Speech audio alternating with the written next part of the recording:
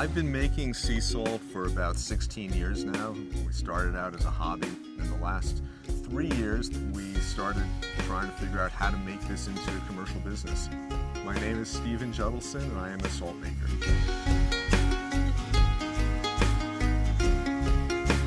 What interested me in making sea salt was a challenge to see whether it was possible. I'm surrounded by salt water, and I've been to many locations in which I see people making sea salt, and I was curious whether it was possible to happen out here. I hated timesheets when I was a lawyer, and that's probably one of the most important reasons why I left being a lawyer. I also wanted to work for myself. I wanted to do something that I was creating, that I was doing for myself, and not being a hired gun for someone else. There are a handful of artisanal salt players in the world. There's just about 3 or 4 people in the States doing something similar to what we're doing here. 2 other guys here on the East Coast, 1 guy on the West Coast, and that's it.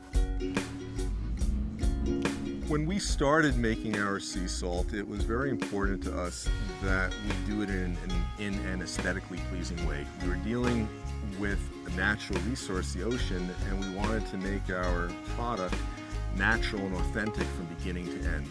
As a result, it's been vital to us that every step along the way feel authentic, feel real, feel as sensitive to the surroundings as possible. That's why we do everything by hand. I still carry the water bucket by bucket, and I don't go and get a diesel motor and pump it out. Not only do I think it gives a better product, and not only does it make me feel more connected to my product, I think it ends up tasting better as well. Amagansett to me is a very special place, thanks to my parents who really introduced me to the area. I've been coming out to the Hamptons for about 40 years, since my parents would take us to Montauk for vacation. And ever since then, it's been a place that was home away from home. This was always a refuge. When I was working in Manhattan, this was a refuge to know I can get away to. It's just become very special and dear to me. I love it, and I'm really thrilled I have an opportunity to spend as much time as I do here.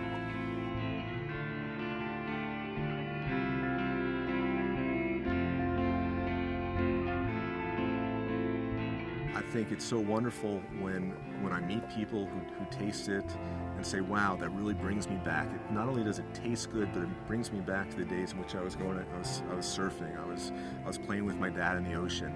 And it's those memories and those and those emotions that it touches. That's really great. Oh, we want to continue to expand. We want to continue to reach more people.